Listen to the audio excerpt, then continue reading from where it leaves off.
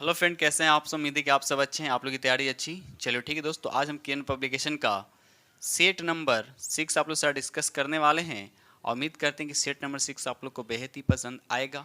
और जिनको पसंद है प्लीज़ लाइक जरूर कीजिएगा। जो फ्रेंड चैनल पहली बार विजिट कर रहे हैं तो चैनल को सब्सक्राइब कर लिए, साथ में बेल आइकन को प्रेस करना नहीं भूलिएगा। यहाँ पर फर्स्ट कहता है, निम्नलिखित में से कौन सा गैर न्यायोचित अधिकार नहीं है। तो यहाँ पर देखा जाए तो यहाँ पर काम करने का अधिकार ये हो जाएगा, और दूसरा समान कार्य करने के लिए समान वेतन। तो यहाँ पर 1 और 2, तो 1 और 2 किस ऑप्शन में, तो राइट आंसर आपके यहाँ पर 2 हो जाए, यानी केवल 1 और 2 इसका राइट आंसर हो जाएगा। आगे बढ़ते हम लोग अगले प्रश्न की तरफ। ये रहा अगला प्रश्न, क्वेश्चन नंबर यहाँ पे 2 कहता है कि मांग का नियम किस पर आधारित होता है। मांग का नियम किस पर आधारित होता है, तो इसका राइट आंसर आपका 4 हो जाएगा, यानी उपभोक्ता की प्राथमिकता पर आधारित होता है। तो राइट आंसर यहाँ पर क्या हो जाएगा, आपका 4 हो जाएगा। ये रहा अगला प्रश्न, क्वेश्चन नंबर यहाँ पर 3 कहता है, निम्नलिखित में कौन सी जीएनपी की गणना की विधि नहीं है। गणना की विधि नहीं, तो इसमें कौन सा है, तो यहाँ पर राइट आंसर आपका ए हो जाएगा, आय का उपागम इसका राइट आंसर हो जाएगा। ठीक है, चलिए आगे बढ़ते हम लोग। ये रहा अगला प्रश्न, क्वेश्चन नंबर यहाँ पे 4 कहता है, राष्ट्रीय ऋण का एक भाग जो बाह्य ऋण के रूप में जाना जाता है क्या होता है। इसका राइट आंसर बताना क्या होता है, तो इसका राइट आंसर आपका 3 हो जाएगा। सरकार द्वारा विदेशों से उधार ली गई राशि को क्या बोलते हैं, राष्ट्रीय ऋण, यानी इसको बोलते हैं बाह्य ऋण के रूप में जाना जाता है। जो विदेशों से जो ऋण लिया जाता है उसको किस रूप में जाना जाता है, तो बाह्य ऋण के रूप में जाना जाता है। ठीक है, चलिए क्वेश्चन नंबर यहाँ पर 5 कहता है कि वह बिना व्यय के लागत जो तब उत्पन्न होती है जब कोई उत्पादक फर्म स्वयं स्वामित्व व्यक्ति तथा उत्पादन की कुछ चीज़ें की पूर्ति करती है क्या कहलाता है। तो इसका राइट आंसर आपका क्या कहलाता है, बताइए इस किस ऑप्शन में है। इसका राइट आंसर आपका 3 हो जाएगा, यानी अंतर्निहित लागत इसका राइट आंसर हो जाएगा। आगे बढ़ते हम लोग अगले प्रश्न की तरफ। क्वेश्चन नंबर यहाँ पर 6 कहता है कि ग्राम राज के माध्यम से राम राज के बारे में किसने कहा था। तो यहाँ पर राइट आंसर आपका 1 हो जाएगा, यानी महात्मा गांधी जी ने कहा था, याद रखिएगा। चलिए आगे बढ़ते हम लोग अगले प्रश्न की तरफ। क्वेश्चन नंबर यहाँ पर 7 कहता है, संविधान के अंतर्गत भारतीय लोकतंत्र के आदर्शों को हम कहाँ देख सकते हैं। तो इसका राइट आंसर आपका फर्स्ट हो जाएगा, यानी प्रस्तावना में हम लोग देख सकते हैं, याद रखिए राइट आंसर आपका फर्स्ट हो जाएगा।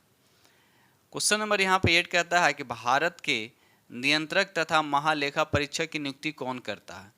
तो याद रखिए इसका राइट आंसर आपका बी हो जाएगा, राष्ट्रपति करता है। अब और ये किस संविधान किस अनुच्छेद के तहत आता है, तो याद रखिए 148 अनुच्छेद के तहत आता है। इसको हटाने की प्रक्रिया यानी रीति वही है जिस प्रकार उच्चतम न्यायालय के न्यायाधीशों को हटाया जाता है, तो याद रखिएगा। चलिए क्वेश्चन नंबर यहाँ पर 9 कहता है, भारतीय संविधान का कौन सा अनुच्छेद राज्य सरकार को ग्राम पंचायतों के गठन का निर्देश देता है। तो यहाँ पर राइट आंसर आपका 3 अनुच्छेद 40 इसका राइट आंसर हो जाएगा। आगे बढ़ते हम लोग अगले प्रश्न की तरफ। क्वेश्चन नंबर यहाँ पे 10 कहता, भारत के महान्यायवादी को कहाँ पर सुनवाई करने का अधिकार है। कहाँ पर सुनवाई करने का अधिकार है, तो इसका राइट आंसर आपका 4 हो जाएगा। भारत के कोई भी विधि न्यायालय में, तो राइट आंसर क्या हो जाएगा आपका 4 हो जाएगा। ठीक है, चलिए आगे बढ़ते हम लोग अगले प्रश्न की तरफ। ये रहा अगला प्रश्न, क्वेश्चन नंबर यहाँ पर 11 कहता है, प्राचीन चोल साम्राज्य की राजधानी कहाँ पर थी। तो यहाँ पर राइट आंसर आपका फर्स्ट हो जाएगा, उदयपुर इसका राइट आंसर हो जाएगा।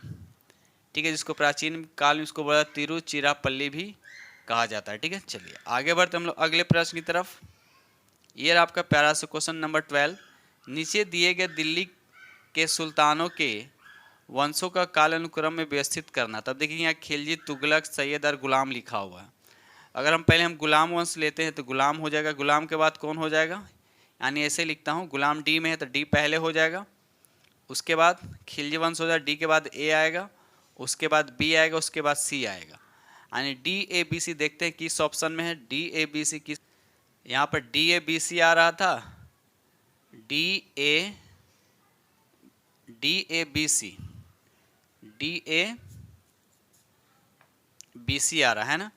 तो डी का अगर हम 4 मानते हैं, इसको 1 मानते हैं, इसको 2 मानते हैं, इसको 3, तो 4 1 2 3, तो राइट आंसर आपके यहाँ पर 4 हो जाएगा। ठीक दोस्त, चलिए आगे बढ़ते हम लोग अगले प्रश्न की तरफ।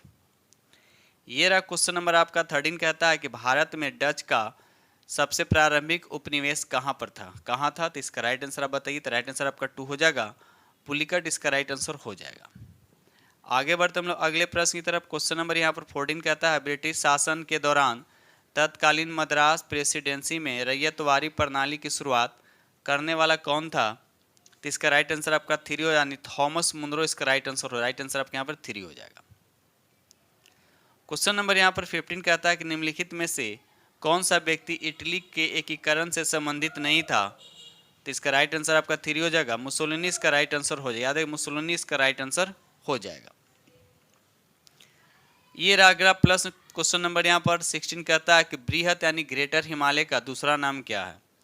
ग्रेटर हिमालय का दूसरा नाम क्या है? तो इसको बोलते हैं हिमाद्री कहा जाता है। याद रखिए, हिमाद्री कहा जाता है। और इस बृहत हिमालय यानी हिमाद्री में 3 सर्वोच्च पर्वत जैसे माउंट एवरेस्ट, गॉडविन जिसको केटू के नाम से भी जाना जाता है, और उसके बाद कंचनजंगा। अगर इस हिमालय के अंदर हम बात करें तो इसकी ऊंचाई लगभग कितना होता है? औसत में देखा है तो 6000 मीटर इसका औसत ऊंचाई होता है। ठीक है, चलिए क्वेश्चन नंबर यहाँ पे 17 कहता है कि ज्वालामुखी के कप के आकार के मुख को क्या कहते हैं? ठीक है, जहाँ ज्वालामुखी कप के आकार के मुख के रूप को क्या कहते हैं? तो यहाँ पर राइट आंसर इसका 3 यानी क्रेटर बोलते हैं। क्या बोलते हैं उसको? क्रेटर बोलते हैं। तो राइट आंसर आपका 3 हो जाएगा। ये रहा अगला प्रश्न क्वेश्चन नंबर यहाँ पे 18 कहता है कि दक्षिण अमेरिका के शीतोष्ण घास को क्या कहते हैं?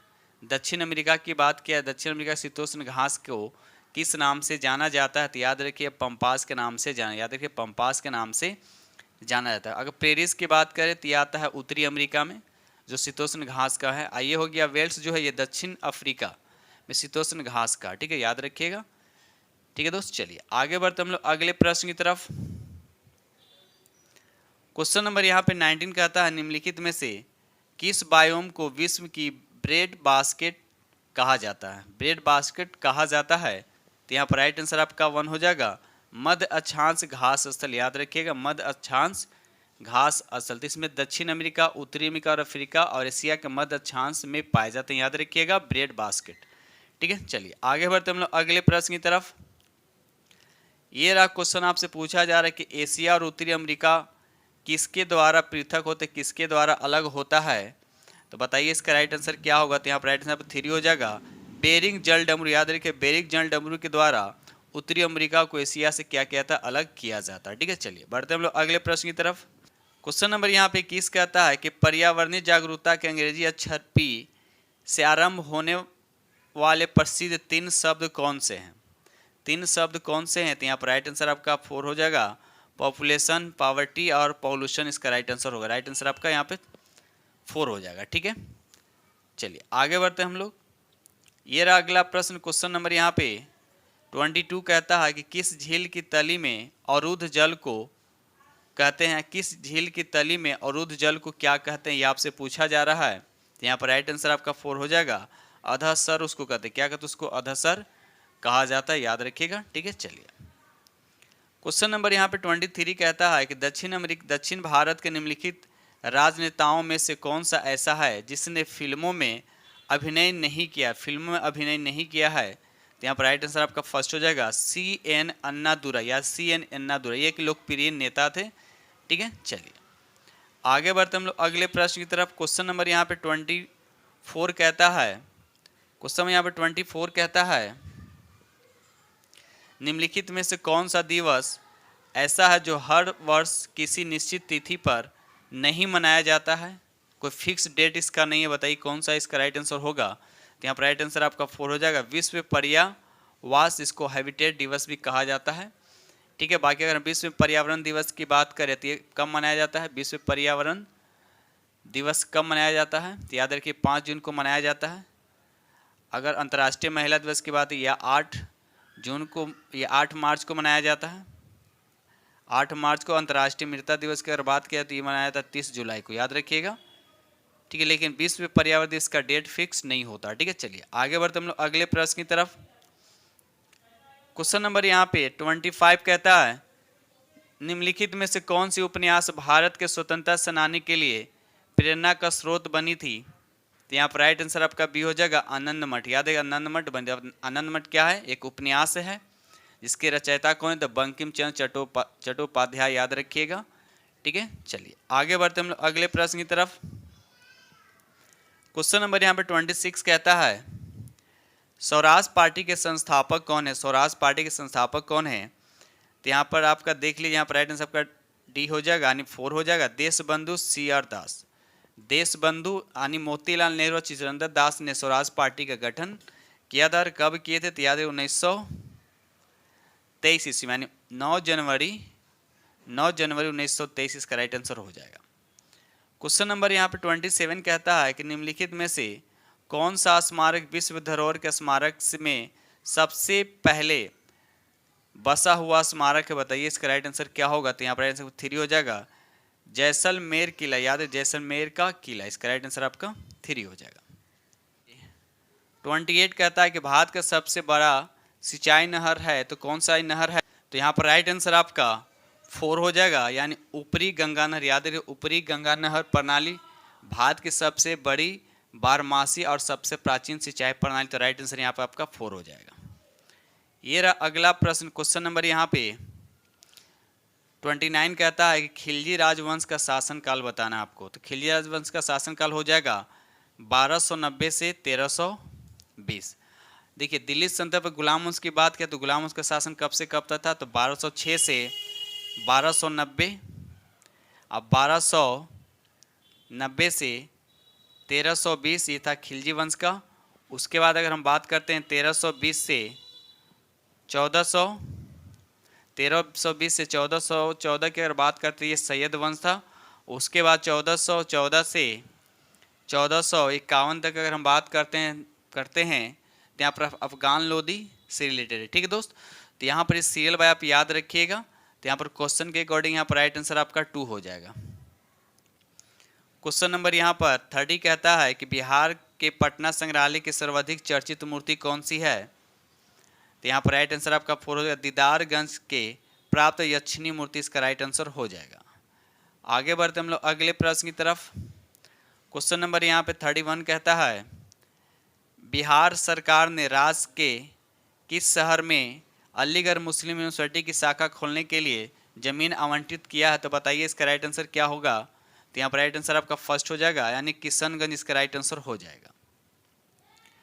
क्वेश्चन नंबर यहाँ पे 32 कहता है निम्न में से भारतीय नौसेना का सबसे बड़ा गाइडेड एंड मिसाइल ध्वंसक कौन सा है? बताइए इसका राइट आंसर क्या होगा? तो यहाँ पर राइट आंसर आपका फर्स्ट हो जाएगा INS विशाखापट्टनम इसका राइट आंसर हो जाएगा। ये रहा अगला प्रश्न, बताइए यहाँ पर थोड़ा छोटा कर दूं। ठीक है, चलिए बताइए इसका राइट आंसर क्या होगा? यहाँ पे देखिए क्वेश्चन नंबर यहाँ पे 33 कहता है कारा टैग पास के संदर्भ में निम्नलिखित कथनों पर विचार करिए। अरुणाचल प्रदेश राज्य में स्थित, ये गलत है। यह ग्रेट सिल्क रोड का एक ऑफ शूट और काराकोरम पर्वत में स्थित है, ये स्टेटमेंट बिल्कुल सही है। तो यहाँ पर देखते हैं क्या ऑप्शन दे रखा है, यानी सिर्फ दूसरा सही होगा, दूसरा स्टेटमेंट सही, तो राइट आंसर आपका 2 हो जाएगा। ठीक है, बढ़ते हम लोग अगले प्रश्न की तरफ। क्वेश्चन नंबर यहाँ पे 34 कहता है कि पंचायत राज प्रणाली के अंतर्गत स्थानीय संस्था का कार्य कौन सा नहीं है? स्थानीय शासन का कौन सा कार्य प्रणाली नहीं है? तो बताइए इसका राइट आंसर क्या होगा? तो यहाँ पर 34 का राइट आंसर आपका स्वास्थ्य और शिक्षा तो नहीं होगा। नेक्स्ट एग्जाम देखते हैं कौन सा ऑप्शन दे। यहाँ पर राइट आंसर आपका 3 हो जाएगा, कानून और व्यवस्था इसका राइट आंसर हो जाएगा। आगे बढ़ते हम लोग अगले प्रश्न की तरफ। क्वेश्चन नंबर यहाँ पे 35 कहता है गुरु गोपी कृष्ण निम्न में से किस नृत्य प्रकार के विद्वान थे? तो इसका राइट आंसर आपका 4 यानी कथक इसका राइट आंसर हो जाएगा। याद रखिए कथक इसका राइट आंसर हो जाएगा। ये रहा अगला प्रश्न, क्वेश्चन नंबर यहाँ पर 36 कहता है भारत के प्रथम राष्ट्रपति कौन थे? तो यहाँ पर राइट आंसर आपका फर्स्ट हो डॉक्टर राजेंद्र प्रसाद इसके राइट आंसर हो जाएंगे। ये 1950 से लगातार यानी 2 बार बने हैं, 1962 तक, याद रखिएगा। चलिए आगे बढ़ते हैं हम लोग अगले प्रश्न की तरफ। क्वेश्चन नंबर यहाँ पे 37 कहता है विश्व का सर्वाधिक लंबा मार्ग सेतु कहाँ स्थित है? तो यहाँ पर राइट आंसर आपका 4 यानी पटना में स्थित, याद रखिए पटना में स्थित है। आगे बढ़ते हम लोग क्वेश्चन नंबर यहाँ पे 38 कहता है द्वितीय विश्व युद्ध प्रारंभ किस वर्ष हुआ था? तो ये हुआ था 1939। राइट आंसर आपका 3 हो जाएगा। 1939 में द्वितीय विश्व युद्ध शुरू हुआ था और ये समाप्त कब हुआ था, तो याद रखिए 1945 में समाप्त हुआ था। ये शुरू कैसे हुआ था, तो शुरू हुआ था कैसे बताइए, कमेंट सेक्शन में लिख के जरूर बताइएगा कि इसका शुरुआत कैसे हुआ था, कौन से देश किस पे आक्रमण किया था। चलिए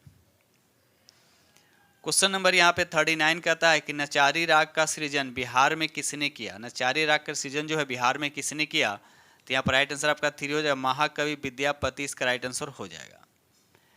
क्वेश्चन नंबर यहाँ पर 40 कहता है भारत की सबसे बड़ी निर्जल गोदी यहाँ स्थित है, तो आपको बताना है कहाँ पर स्थित है, तो राइट आंसर आपका 2 हो जाएगा, मारमा गोवा इसका राइट आंसर हो जाएगा, यानी 40 का राइट आंसर आपका 2 हो जाएगा। आगे बढ़ते क्वेश्चन नंबर यहाँ पर 41 कहता है राष्ट्रीय कैलेंडर का प्रथम महीना कौन सा। राष्ट्रीय कैलेंडर का प्रथम महीना कौन सा है, तो यहाँ पर राइट आंसर आपका 3 यानी चैत्र इसका राइट आंसर हो जाएगा। क्वेश्चन नंबर यहाँ पे 42 कहता है भारतीय राष्ट्रीय कांग्रेस के प्रथम यहाँ होना चाहिए, प्रथम अध्यक्ष कौन थे, बताइए प्रथम अध्यक्ष कौन थे, तो यहाँ पर राइट आंसर आपका 2 हो जाएगा, WC बनर्जी। याद रखिए WC बनर्जी। भारतीय राष्ट्रीय कांग्रेस का पहला अधिवेशन हुआ था कब, तो याद रखिए 1885 में हुआ था, और कहाँ हुआ था, तो मुंबई में हुआ था, याद रखिएगा। ठीक है, चलिए क्वेश्चन नंबर यहाँ पर 43 कहता है कि निम्न में से किस दिन विश्व पृथ्वी दिवस मनाया जाता है, तो इसका राइट आंसर आपका 3 हो जाएगा, 22 अप्रैल को विश्व पृथ्वी दिवस मनाया जाता है। ठीक है, चलिए क्वेश्चन नंबर यहाँ पर 44 कहता है एक मरुधान में हमेशा होता है, एक मरुधान में हमेशा क्या होता है, तो 2 यानी जल होता है, याद रखिए जल इसका राइट आंसर हो जाएगा। ठीक है, चलिए बढ़ते हम लोग अगले प्रश्न की तरफ। क्वेश्चन नंबर यहाँ पर 45 कहता है कि बिहार के किस नदी बांध के लिए पहली बार श्रमदान का प्रयोग हुआ तथा भारत सेवक समाज का गठन किया गया है, तो बताइए इसका राइट आंसर क्या होता है। यहाँ पर 2 यानी कोसी बांध इसका राइट आंसर हो जाएगा। क्वेश्चन नंबर यहाँ पर 46 कहता है कि निम्न में से किस निकाय ने प्रदूषण व्यवस्था और पर्यावरणीय स्वास्थ्य कार्यक्रम की शुरुआत की है, तो 46 का राइट आंसर आपके यहाँ पर 2 हो जाएगा, विश्व बैंक इसका राइट आंसर हो जाएगा। ये रहा अगला प्रश्न। क्वेश्चन नंबर यहाँ पर 47 कहता है कि हर्ष साम्राज्य की राजधानी थी, तो हर्ष साम्राज्य की राजधानी कहाँ थी, तो इसका राइट आंसर आपका 3 हो जाएगा, थानेश्वर इसका राइट आंसर हो जाएगा। ठीक है, चलिए आगे बढ़ते हम लोग अगले प्रश्न की तरफ। क्वेश्चन नंबर यहाँ पर 48 कहता है निम्न में से कौन सा स्टेडियम भारत का पहला सौर ऊर्जा से लेस खेल स्थान है, आपको ये बताना है, तो 48 का राइट आंसर आपका 2 हो जाएगा, चिन्ना स्वामी स्टेडियम और कहाँ है, तो बेंगलोर इसका राइट आंसर हो जाएगा। बढ़ते हम लोग अगले प्रश्न की तरफ। क्वेश्चन नंबर यहाँ पर 49 कहता है बिहार में रेशमी वस्त्रों का उत्पादन मुख्यतः कहाँ होता है, तो राइट आंसर आपका 3 यानी भागलपुर में होता है। ठीक है, चलिए ये रहा अगला प्रश्न। क्वेश्चन नंबर यहाँ पर 50 कहता है कि बांग्लादेश की संसद को कहते हैं, तो जातीय संसद कहते हैं, क्या बोलते हैं हम, जातीय संसद बोला, तो राइट आंसर आपके यहाँ पर 3 हो जाएगा। अब यहाँ से आपका 25 साइंस क्वेश्चन स्टार्ट हो रहा है। चलिए क्वेश्चन नंबर यहाँ पर 51 कहता है किस दर्पण में प्रतिबिंब आभासी सीधा तथा बिंदु के साइज की बनती है, बिंदु के साइज की बनती है, तो यहाँ पर राइट आंसर आपका 2 यानी उत्तल दर्पण, याद रखिए उत्तल दर्पण इसका राइट आंसर हो जाएगा। ठीक है, चलिए लेकिन अगर बात किया जाए तो यहाँ पर समतल दर्पण में भी आभासी बनता है, उत्तल में तो हमेशा बनता है, अवतल दर्पण में भी बनता है, लेकिन छोटा बोल रहा तो यहाँ पर राइट आंसर यहाँ पर क्या हो जाएगा आपका 2 हो जाएगा। और उत्तल दर्पण का उपयोग कहाँ किया, तो साइड मिरर के रूप में यूज किया जाता है, या तो उत्तल दर्पण का उपयोग जो साइड मिरर के रूप में किया जाता है। ठीक है, चलिए क्वेश्चन नंबर यहाँ पे 52 कहता है गतिशील वैद्युत आवेश पैदा करता है, तो यहाँ पर राइट आंसर बताइए कि राइट आंसर आपका 52 का राइट आंसर आपका कौन होगा, तो यहाँ पर राइट आंसर आपका फर्स्ट वन चुंबकीय क्षेत्र होगा। चुंबकीय क्षेत्र का मात्रक क्या होता है, ऐसा मात्र टेस्ला होता है, क्या होता है, टेस्ला होता है। और सीजीएस में गॉस होता है, सीजीएस में क्या होता है, गॉस होता है। अगर दोनों का रिलेशन को चेक करें तो 1 टेस्ला बराबर क्या होता है 10⁴ गॉस होता है, याद रखिएगा। चलिए आगे बढ़ते हम लोग अगले प्रश्न की तरफ। क्वेश्चन नंबर यहाँ पर 53 कहता है सामान्यतः विद्युत बल्ब में भरा जाने वाला गैस है, तो बताइए इसका राइट आंसर कौन हो जाएगा, बताइए 53 का राइट आंसर क्या होता है। यहाँ पर ऑप्शन के अकॉर्डिंग अगर देखा जाए तो यहाँ पर 1 नाइट्रोजन का फिल किया था, याद रखिए नाइट्रोजन को, जैसे आर्गन भी होता है, आर्गन ऑप्शन में नहीं है, लेकिन यहाँ पर नाइट्रोजन को भी फिल किया था, राइट आंसर आपका फर्स्ट हो जाएगा। क्वेश्चन नंबर यहाँ पर 54 कहता है प्रकाश किरण पुंज जो अत्यंत दिशिक हो कहलाता है, तो यहाँ पर राइट आंसर आपका 4 यानी उसे लेजर लेजर कहते हैं। इसका राइट आंसर आपका 4 हो जाएगा। ठीक है, चलिए क्वेश्चन नंबर यहाँ पर 55 कहता है कि रात के समय आवासीय क्षेत्र में शोर का अनुमानतः स्तर आपको बताना है कि लेवल कितना होता है। तो यहाँ पर राइट आंसर आपका फर्स्ट हो जाएगा 45 डेसिबल, इसका राइट आंसर हो जाएगा। ठीक है, चलिए आगे बढ़ते हम लोग अगले प्रश्न की तरफ।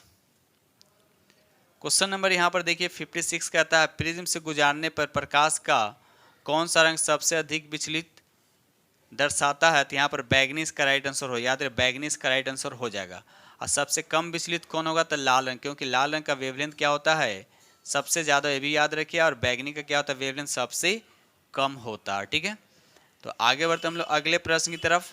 चलिए क्वेश्चन नंबर यहाँ पे 57 कहता है कि ट्रांसफार्मर के क्रोड के लिए सर्वोत्तम द्रव्य कौन सा आती है। सॉफ्ट आयरन का बना होता है, तो राइट आंसर आपका 4 हो जाएगा, यानी नर्म लोहा इसका राइट आंसर हो जाएगा। ट्रांसफार्मर का काम क्या, वोल्टेज को घटाना और बढ़ाना, याद रखिएगा। चलिए आगे बढ़ते हम लोग अगले प्रश्न की तरफ। ये रहा अगला प्रश्न, क्वेश्चन नंबर यहाँ पर 58 कहता है कि आंखों की रेटिना कार्य करती है। तो आंखों की रेटिना किस तरह का कार्य करती है, तो इसका राइट आंसर आपका 3 हो जाएगा। कैमरे में फिल्म की तरह, और किसी भी वस्तु को जब हम देखते हैं तो उसका इमेज कहाँ बनता है, तो रेटिना पर बनता है। याद रखिए कैसा बनता है, वास्तविक बनता है, उल्टा बनता है और वस्तु से छोटा बनता है। तो ये सब फैक्ट याद रखिएगा। ठीक है, चलिए आगे बढ़ते हम लोग अगले प्रश्न की तरफ। क्वेश्चन नंबर यहाँ पर 59 कहता है निम्नलिखित में से किस पद्धति से ऑक्सीजन नहीं तैयार की जा सकती। किस पद्धति से तैयार नहीं की जा सकती, इसका राइट आंसर आपका 4 हो जाएगा। मैग्नीज डाइऑक्साइड का वियोजन से, याद राइट आंसर आपके यहाँ पर 4 हो जाएगा। ये रहा अगला प्रश्न, क्वेश्चन नंबर यहाँ पर 60 कहता है निम्नलिखित में कौन मानव नेत्र में पुतली के आकार को नियंत्रित करता है। पुतली के आकार को क्या करता है, कंट्रोल करता है। तो यहाँ पर देखा जाए तो परितारिका, जिसको आइरिस कहा जाता है, राइट आंसर आपका यहाँ पर 2, यानी परितारिका का काम क्या, यानी आइरिस का काम क्या है, पुतली को कंट्रोल करना, जिससे क्या होता है लाइट क्या होता है कंट्रोल होता है, यानी 60 का राइट आंसर आपका 2 हो जाएगा। आगे बढ़ते हम लोग अगले प्रश्न। चलिए क्वेश्चन नंबर यहाँ पे 61 कहता है एक अवतल दर्पण में यदि बीम को वक्रता केंद्र पर रखते हैं तो बनने वाला प्रतिबिंब क्या होगा। तो अगर वक्रता केंद्र से ये हो गया, वक्रता केंद्र हो गया, यहाँ पर अगर वस्तु रखा जाता है तो इसका प्रतिबिंब वक्रता केंद्र पर ही बनता है, उल्टा बनता है, वास्तविक बनता है और वस्तु के बराबर होता है। तब देखते इस चारों में से कौन सा दे रखा, आभासी नहीं होगा और सीधा नहीं होगा। ठीक है, तो यहाँ पर छोटा लिखा, छोटा भी नहीं होगा, यानी वक्रता केंद्र पर ही स्थित होगा। तो राइट आंसर आपका 4 हो जाएगा। याद राइट आंसर आपका क्या हो जाएगा यहाँ पर 4 हो जाएगा, और वस्तु के साइज के बराबर और उल्टा होगा। ठीक है, चलिए आगे बढ़ते हम लोग अगले प्रश्न की तरफ। क्वेश्चन नंबर यहाँ पे 62 कहता है कि सोडियम थायोसल्फेट का उपयोग फोटोग्राफी में किस कारण से होता है। तो इसका राइट आंसर आपका 2 हो जाएगा। रंग बनाने की क्षमता रखता है, तो राइट आंसर आपके यहाँ पे 2 हो जाएगा। क्वेश्चन नंबर नेक्स्ट, ये रहा अगला प्रश्न, क्वेश्चन नंबर यहाँ पे 63 कहता है कि ग्लूकोज के अणु, उसके बाद डैश दे रखा है, में टूटते हैं, तो किस में टूटते हैं। तो इसका राइट आंसर आपका फर्स्ट हो जाएगा। पायरुविक एसिड में क्या होता है, ये टूटता है, तो राइट आंसर आपका यहाँ पर 1 हो जाएगा। ये रहा अगला प्रश्न, क्वेश्चन नंबर यहाँ पे 64 कहता है किस प्रकार के पौधों में तना कमजोर होता है तथा वे आसपास के ढांचे की सहायता से ऊपर चढ़ते हैं। तो बताइए इसका राइट आंसर क्या होगा। इसका राइट आंसर आपका 2, उसको आरोही कहते हैं, तो राइट आंसर आपका यहाँ पर 2 हो जाएगा। ये रहा अगला प्रश्न, क्वेश्चन नंबर यहाँ पे 65 कहता है किस प्रकार के पौधे बहुत ऊंचे होते हैं तथा इनके तने सुदृढ़ तथा गहरे भूरे होते हैं। तो बताइए इसका राइट आंसर क्या होगा। तो 65 का राइट आंसर आपका 1, यानी वृक्ष इसका राइट आंसर हो जाएगा। आगे बढ़ते हम लोग अगले प्रश्न की तरफ। क्वेश्चन नंबर 66 कहता है निम्नलिखित में से किसे एक गतिशील सजीव इकाई यानी कहा जाता है। बताइए इसका राइट आंसर क्या होगा। तो यहाँ पर 3 यानी 1 इसका राइट आंसर हो जाएगा। ठीक है, चलिए आगे बढ़ते हम लोग अगले प्रश्न की तरफ। क्वेश्चन नंबर 67 कहता है कि साग सब्जी और फल हमारे आहार के हिस्सा होना चाहिए क्योंकि ये किसको बढ़ाते हैं। तो यहाँ पर राइट आंसर आपका फर्स्ट हो जाएगा। क्रमाकुंचन को बढ़ाता है, तो राइट आंसर आपके यहाँ पर फर्स्ट हो जाएगा। ठीक है दोस्तों, चलिए आगे बढ़ते हम लोग अगले प्रश्न की तरफ। चलिए रहा अगला प्रश्न, क्वेश्चन नंबर यहाँ पर 68 कहता है कि दूध में कौन सा प्रोटीन शर्करा युग्म होता है। तो यहाँ पर राइट आंसर आपका 2 हो जाएगा। इसमें क्या होता है, केसिन होता है और लैक्टोज होता है। ठीक है। अब यही लैक्टोज क्या होता है, जब दूध दही में कन्वर्ट होता है तो लैक्टोज लैक्टिन में कन्वर्ट हो जाता है। तो दूध में क्या होता था, केसिन और लैक्टोज होता है। तो राइट आंसर आपके यहाँ पे 2 हो जाएगा। ठीक है। क्वेश्चन नंबर यहाँ पे 69 कहता है कि मलेरिया मादा एनोफिलीज से फैलता है, इसकी खोज किसने की थी। तो यहाँ पर राइट आंसर आपका 4 हो जाएगा, रोनाल्ड रॉस इसका राइट आंसर हो जाएगा। ठीक है। क्वेश्चन नंबर यहाँ पे 70 कहता है कि बीसीजी का टीका कितनी उम्र में लगाया जाता है, कितने उम्र में लगाया जाता है। तो बताइए इसका राइट आंसर क्या होगा। तो ये जन्म के 15 दिन के भीतर बच्चे को लगाया जाता है, जन्म के 15 दिन के भीतर ये लगाया जाता है। तो देखते हैं किस ऑप्शन में दे रखा है। तो यहाँ पर राइट आंसर आपका 4 हो जाएगा, यानी 15 दिन के भीतर। ठीक है, चलिए बढ़ते हैं हम लोग अगले प्रश्न की तरफ। क्वेश्चन नंबर यहाँ पर 71 कहता है प्लेग किससे फैलता है, प्लेग जो किससे फैलता है। तो इसका राइट आंसर आपका 1 हो जाएगा, ये जीवाणु से फैलता है, याद रखिएगा ये जीवाणु से फैलता है। ठीक है, चलिए ये रहा अगला प्रश्न। क्वेश्चन नंबर यहाँ पर 72 कहता है कि निम्न में कौन से ग्रहों के चारों ओर घूमने वाले उपग्रह नहीं है। बताइए इसका राइट आंसर आपका बताइए कौन सा होगा। तो यहाँ पर आपका 2 हो जाएगा, यानी बुध और शुक्र में कोई उपग्रह नहीं हो। तो याद रखिए बुध और शुक्र ऐसे ग्रह हैं इसका कोई उपग्रह नहीं है। ठीक है, चलिए आगे बढ़ते हम लोग अगले प्रश्न की तरफ। क्वेश्चन नंबर यहाँ पे 73 कहता है निम्नलिखित में से किसके भीतर बृहस्पति का गैलीलियन उपग्रह नहीं है। तो यहाँ पर राइट आंसर आपका 4 हो जाएगा, डिमोस इसका राइट आंसर हो जाता है, डिमोस इसका राइट आंसर हो जाएगा। आगे बढ़ते हम लोग अगले प्रश्न की तरफ। क्वेश्चन नंबर यहाँ पे 74 कहता है भारतीय परमाणु विज्ञान का जनक किसे कहा जाता है, भारतीय परमाणु विज्ञान का जनक किसे कहा जाता है। तो इसका राइट आंसर आपका फर्स्ट हो जाएगा, होमी जहांगीर भाभा को कहा जाता है, होमी जहांगीर भाभा को कहा जाता है।